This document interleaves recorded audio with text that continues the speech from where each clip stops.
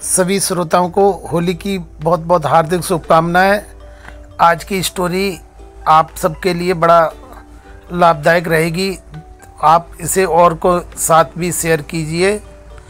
Office से आने के बाद मैंने अभी घर में प्रवेश ही किया था कि देखा तो सामने सोफे पर सासू माँ और ननद दीक्षा मुंह फुलाकर बैठी हुई थी, जबकि पति समर का चेहरा भी गुस्से में तिलमिला रहा था और तीनों ही मुझे घूर रहे थे, जैसे पता नहीं मैं क्या कर दिया हो। पर क्या तो सचमुच में नहीं था।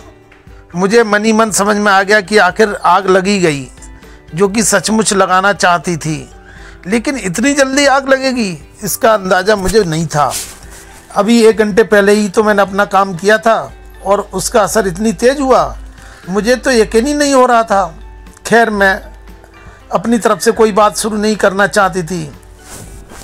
मैं तो चाहती थी कि शुरुआत ये खुद करें, इसलिए बिना कुछ कहे अभी मैं कमरे में जा ही रही थी कि सासू माँ ने मुझे रोक दिया।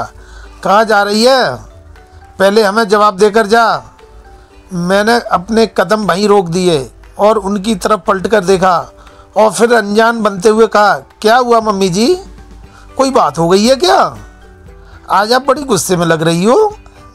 मेरी बात सुनकर सासू माँ और ज़्यादा चढ़ गई और फिर गुस्से में बोली, हाँ हाँ, देखो तो इसे कैसे अनजान बन रही है, जैसे कुछ हुआ ही ना हो।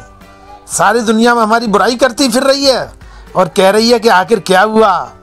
सारी दुनिया भर में ढिढोरा पीटे फिर रही है कि हम इसकी कमाई खाते हैं, हमारा घर का खर्चा ही इसके पैसों से चलता है। सारी दुनिया में हमारी जग हंसाई कराती फिर रही है। उनकी बात सुनकर मैंने हैरान होते हुए कहा, पर मम्मी जी, मैंने तो किसी से कुछ भी नहीं कहा। भला आपको किसने क्या कह दिया? अच्छा भाभी, अब आपने अभी 1 घंटे पहले बुआ जी से फ़ोन करके नहीं कहा कि इस घर की EMI आपकी सैलरी से जाती है, यहाँ तक कि कई बार मम्मी की दवाई भी आपके पैसों से आती है, घर के खर्चों में आप भी अपनी सैलरी से हिस्सा देती हो। ननद दीक्षा ने तमतमाते हुए कहा। इससे पहले कि मैं ननद को जवाब देती, तभी पति समर भी बीच में तमक कर बोले, अरे मैं भी कमाता हूँ, इस घर में बराबर पैसा खर्च करता हूँ, लेकिन एहसान नहीं जताता हूँ कि मैंने इतना कुछ किया है। सच ही कहा है किसी ने, एक आदमी अपनी पूरी कमाई घर में लगा दे तो ये उसकी जिम्मेदारी है। वो इसका ढिढोरा भी नहीं पीटता, लेकिन एक बहू अगर थोड़े से भी पैसे खर्च कर दे तो एहसान हो जाता है और फिर वो सबको बताती है और फिरती है। समर की बात सुनकर मैंने कहा, पर मैंने तो बुआ जी ने सिर्फ इतना ही कहा था कि मेरी सैलरी का कुछ हिस्सा मैं घर में खर्च करती हूँ, तो इसमें गलत क्या है? अब करती हूँ तो करती हूँ, झूठ तो कुछ भी नहीं बोल रहा था मैंने, और वैसे भी फ़ोन मैंने नहीं किया था। बुआ जी ने ही हालचाल पूछने के लिए फ़ोन किया था, तो बातों में ये बात बोली थी मैंने इतने आराम से कहा कि सामने वाला इंसान और ज़्यादा गुस्से में हो गया। अच्छा, ये गलत नहीं है, ये महारानी सबको कहती फिर रही है कि हमारे खर्चे उठाती है, जैसे इसके आने से पहले हमारे घर में तो खर्चे नहीं होते थे और ऊपर से अब भोली बन रही है। घर सबका है, सब मिलकर अपना अपना योगदान देते हैं घर के खर्चों को पूरा करने में, तो एहसान जताने की क्या ज़रूरत थी? सासू माँ हाथ नचाते हुए बोली, अच्छा मम्मी जी, आपको मेरा कहना बुरा लग रहा है तो फिर एक बात बताइए, जब मैं कमाने जाती हूँ तो घर का सारा काम करके जाती हूँ, उससे मुझे कोई समस्या नहीं है, लेकिन जब कोई काम घर में रह जाता है और वो घर के छोटे मोटे काम आप लोग कर देते हो, तो फिर आप लोग मुझ पर एहसान क्यों जताते हो और फिर सबको कहते फिरते हो कि ये काम हमने किया, वो काम हमने किया, बहू तो हमें काम छोड़कर चली गई। जब घर सबका है तो काम की जिम्मेदारी भी सबकी है, फिर मुझ पर ऐसा एहसान क्यों? क्या ये गलत नहीं है? मेरा ऐसा कहते ही तीनों एक दूसरे की शक्ल देखने लगे, पर मैंने बोलना जारी रखा। क्या कह रहे थे आप? एक आदमी अपनी कमाई पूरी घर में लगा देता है, लेकिन उसका ढिंढोरा नहीं पीटता। लेकिन अगर पत्नी के काम में थोड़ी सी मदद कर देता है तो उसका ढिंढोरा हर तरफ पीट देता है। तो फिर उसे तो बुरा मानना ही नहीं चाहिए। जब पत्नी ये कहती है कि मैं भी कमा कर घर में खर्च करती हूँ, मैंने तो एक बार कहा, उसमें आप लोग चिढ़ गए। सोचो, आप लोग तो अक्सर मेरे बारे में इस तरह की बातें करते हो, मुझे कैसा लगता होगा। अब तीनों बिल्कुल चुप थे।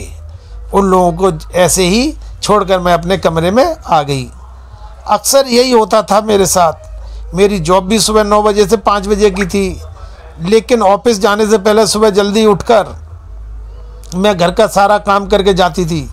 जिस समय मैं काम कर रही होती थी उस समय घर में कोई भी किसी काम को हाथ तक नहीं लगाता था, मतलब सारा काम मेरी जिम्मेदारी थी। लेकिन हूँ तो इंसान ही, कई बार कुछ काम रह जाते थे, ऑफिस टाइम पर पहुँचना होता था, इस कारण उन कामों को मैं छोड़ देती थी। लेकिन समस्या उसके बाद शुरू होती थी। सासू माँ और ननद पीछे से वो काम कर देती थी, लेकिन उसके बाद आस पड़ोस में मौसी सास, मामी सास सबको ज़रूर बोल देती थी। और फिर वो लोग जब मुझसे मिलती तो मुझसे 10 सवाल करती। अरे, तुम्हारी सास की आराम करने की उम्र है, उन्होंने तो अपने टाइम पर बहुत काम कर लिया, अब तो उन्हें आराम दो, बहू के होते हुए वो घर का काम करें। अच्छा लगता है क्या? अगर नौकरी करने का इतना ही शौक़ है तो घर का काम पूरा करके जाया करो, आखिर वो काम भी तुम्हारी पहली जिम्मेदारी है। सुनकर बुरा तो लगता है, लेकिन क्या ही कहती, ये लोग तो बेचारे बन जाते थे और मैं अत्याचारी। जब इस बारे में समर से बात करती तो समर उल्टा मुझे ही डांट देते। इतना ही बुरा लगता है तो घर के काम करके जाया करो, क्यों काम छोड़कर जाती हो? सासू माँ से कहती तो वो और चिढ़ जाती। अब तुम काम छोड़ जाती हो तो मुझे तो करना ही पड़ता है। जो सच है वही तो कह रही हूँ। अगर लोगों के सामने इतनी शर्मिंदगी लगती है तो सुबह जल्दी उठकर काम कर लिया करो। अब कैसे समझाऊँ? सुबह 5 बजे तो उठती हूँ, और कितना जल्दी उठूँ, इंसान हूँ, कोई मशीन नहीं। थोड़ी ना हो कि काम में ही लगी रहूँ, आखिर मशीन को भी आराम चाहिए होता है। अब आज की ही बात ले लो, सुबह मैं रसोई में काम में लगी हुई थी। सबके लिए खाना और नाश्ता बना लेने के बाद रसोई को साफ़ कर सबको नाश्ता करने के लिए बोलकर मैं ऑफिस के लिए तैयार होने अपने कमरे में चली गई। जब तैयार होकर अपना टिफ़िन लेने वापस रसोई में आई तो तुम मेरे पैर वहीं ठिठक गए। देखा रसोई फैली पड़ी थी। मुझे ऐसी खड़ी देखकर सासू माँ ने कहा, हमें पोहे नहीं खाना, आज मेरी और दीक्षा की उपमा खाने की इच्छा हो रही थी तो सोचा अच्छे से सब्जियां डालकर उपमा ही बना लूं। अरे, उपमा बनाना तो शौक से बनाती, पर पहले पोहे क्यों बनवाए? अब बनवाए तो बनवाए, लेकिन कम से कम रसोई तो साफ कर देती। मैंने मनी मन सोचा। मेरा टाइम हो चुका था तो रसोई को ऐसे ही छोड़कर मैं अपना टिफ़िन लेकर ऑफिस के लिए रवाना हो गई। मुझे पता था कि इस बार मैं बातें ज़रूरी होंगी, और मेरा अंदाज़ बिल्कुल सही निकला।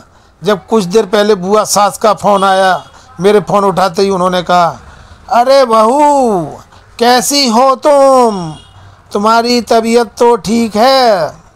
हाँ बुआ जी, मेरी तबीयत तो बिल्कुल ठीक है, आप ऐसा क्यों पूछ रही हैं? मैंने उल्टा उनसे ही सवाल किया। वो दरअसल मैंने आज फ़ोन लगाया था, तब भाभी कह रही थी कि तुम आज भी अपना घर का काम छोड़कर गई हो, और तुम्हारी मम्मी जी अकेले काम कर रही थी, तो मुझे लगा कि तुम्हारी तबीयत तो ख़राब नहीं है, इसलिए तुम्हारे हाल चाल पूछने के लिए फ़ोन लगाया था। सुनकर मुझे बुरा लगा। सोचा कि क्या जवाब दूं, पर यह तो हमेशा का ही था। तभी बुआ जी ने कहा, देखो बहू, तुम कमा रही हो, पैसा सेव कर रही हो, अच्छी बात है, लेकिन कम से कम उनकी उम्र का भी तो ख्याल रखो। आखिर लोग बहू लाते किस लिए हैं कि बुढ़ापे में उनका सहारा हो जाए। सचमुच ऐसा लगा कि वाकई में मैं तो बहुत ही बड़ी अत्याचारी हूँ। सारा काम करने के बावजूद अगर सिर्फ रसोई साफ़ नहीं की तो उसे साफ़ कर वो बेचारी बन गई। पता नहीं आज मुझे क्या हुआ। हर बार परिवार की इज्जत का सोचकर चुप रह जाती थी, लेकिन ये लोग तो मेरे सिर पर ही चढ़कर नाचने लगे थे। मैंने बुआ जी से कहा, बुआ जी, कहाँ पैसे सेव कर पाती हूँ मैं? आप तो घर की ही हो, आपको तो पता ही है कि विराट की इनकम से घर खर्च, दीक्षा की पढ़ाई, कोचिंग का खर्चा, कार की ईएमआई चली जाती है, बचता ही क्या है उनके पास। फिर मकान लोन लेकर हम लोगों ने बनाया था, तो उसकी किस्त के सारे पैसे मैं ही तो देती हूँ। फिर मम्मी जी की दवाई के खर्चे भी मुझे ही करने पड़ते हैं। दीक्षा की शादी के लिए अलग से आरडी भी करवा रखी है मैंने, तो हर महीने उसके भी पैसे भी कटते हैं मेरी सैलरी से। सेविंग का तो नाम मात्र की ही होती है। इसके आगे तो बुआ जी ने कुछ नहीं कहा, बस हाल चाल पूछ कर फ़ोन रख दिया। पर मुझे अब पक्का पता था कि वो अब घर पर फ़ोन लगाएंगी और इस बारे में अपनी भाभी से बात ज़रूर करेंगी। और मेरा अंदाज़ा सही भी निकला, और उसके बाद ये सारा हंगामा हुआ। फिर उसके बाद सब लोग मुंह खुलकर ही रहे। 3-4 दिन तक तो किसी ने मुझसे बात भी नहीं की। कोई बात नहीं, ना करें, मुझे क्या फ़र्क पड़ता है, आखिर कब तक बर्दाश्त करती रहती। जब उन लोगों ने देखा कि ये तो आप माफ़ी भी नहीं मांग रही है, तो अपने आप ही सब लोग नॉर्मल हो गए। पर उसके बाद अब कोई मुझे काम का एहसास नहीं जताता। आखिर पता था कि जैसे ही काम का एहसान जताएंगे वैसे ही मैं भी बोलना शुरू कर दूंगी। आखिर जवान तो मेरी भी अब खुल चुकी थी। ये हमारी कहानी लक्ष्मी कुमावत जी ने लिखी है, उसका मैं बहुत आभारी हूँ। और मेरी यूट्यूब के डिस्क्राइब में इनका लिंक मिलेगा, उनकी कहानियाँ पढ़ने के लिए आप उस पर जा सकते हैं। सभी को मेरी जय श्री राम।